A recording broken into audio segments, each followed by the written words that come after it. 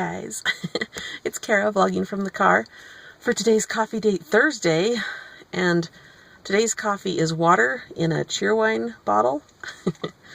Yeah, so I don't know what's going to happen. Tasha was having trouble with her computer and uploading and stuff, so I may be uploading on her channel. I don't know, we'll see.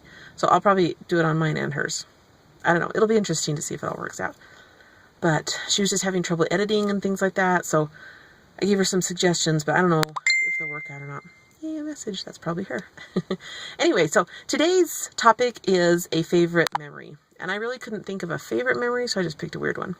So, the day I went to college, my dad had to take me up a day early for some reason. We lived about 2.5 hours from where I was going to go to school. And it was a 4-year college back then, private college. And so my dad could only take me on Friday or something for some reason, and check-in wasn't until Saturday. So I think I had to pay like an extra $10 to get into my apartment early.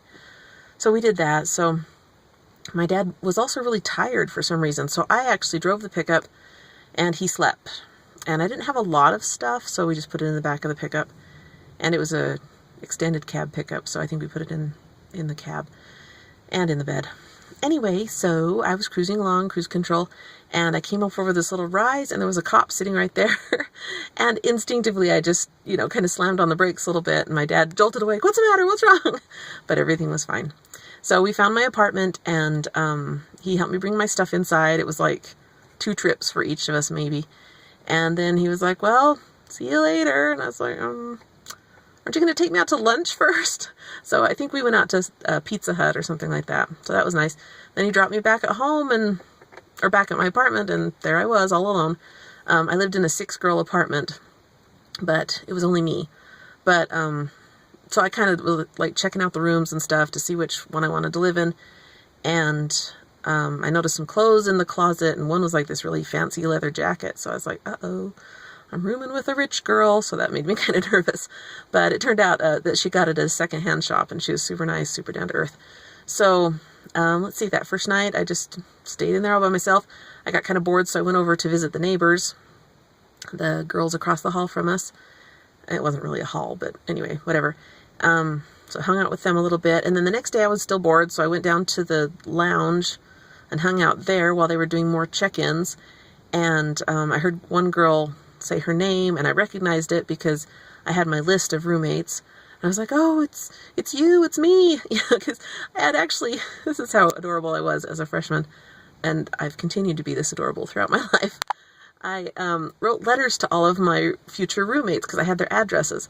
So, and this girl from California was the only one that wrote back. So since I knew she was an okay person, I said, hey, do you want to, room together? Because it was a 3-bedroom apartment. So 2 girls per room with a little kitchen and a bathroom and a little living room and stuff. It was a nice little setup. It was a good time, and I had some good roommates, and then the rest of them all moved in, and one girl lived quite close to school. There was another girl she wasn't a freshman, but she wasn't a sophomore. I don't know. She just had too many credits to be considered a freshman. And then there were 2 girls that were sophomores. So 3 freshmen and 2 sophomores and 1 in between.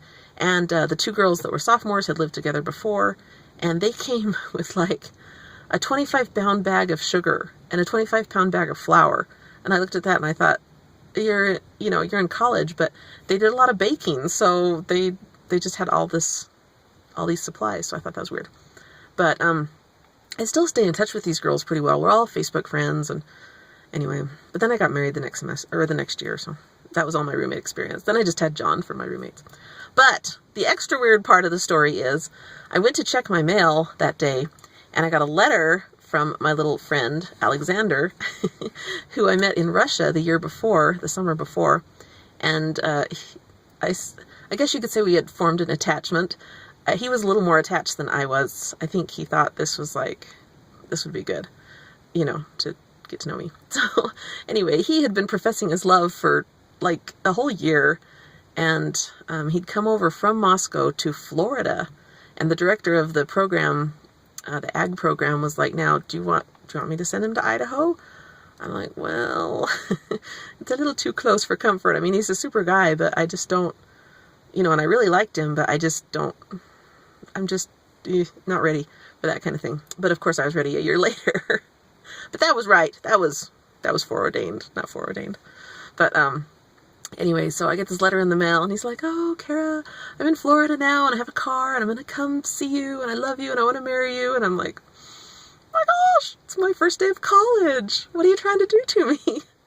I'm too young for this. Anyway, so I had to respond, and it wasn't pretty, but it's okay. I've written a song about it now, so I'm in a better place. Oh, dear.